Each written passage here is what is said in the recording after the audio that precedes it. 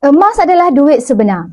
Kita bukan beli emas sebenarnya, tapi kita tukar duit kertas kita kepada duit sebenar iaitu duit emas yang nilainya kekal utuh sepanjang zaman sejak zaman Firaun lagi.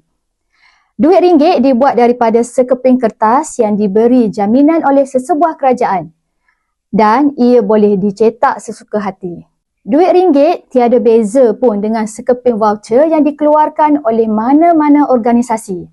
Emas adalah duit sebenar dan tiada siapa di dunia ini boleh mencipta atau melupuskan emas ni.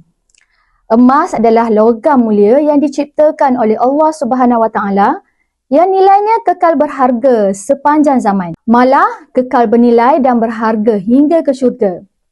Sebab itu Islam meletakkan dinar iaitu emas dan juga dirham iaitu perak sebagai mata wang tunggal sejak zaman Rasulullah sallallahu alaihi wasallam lagi. Jom kita sama-sama renungkan sama ada nak simpan duit iaitu emas ataupun real money atau duit kertas yang hanya sekadar sekeping voucher.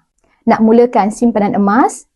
Jom mulakan simpanan emas bersama dengan akaun Emascap di Public Gold. Boleh tekan butang sign up dan saya akan bantu anda langkah demi langkah dalam simpanan emas yang terbaik untuk anda.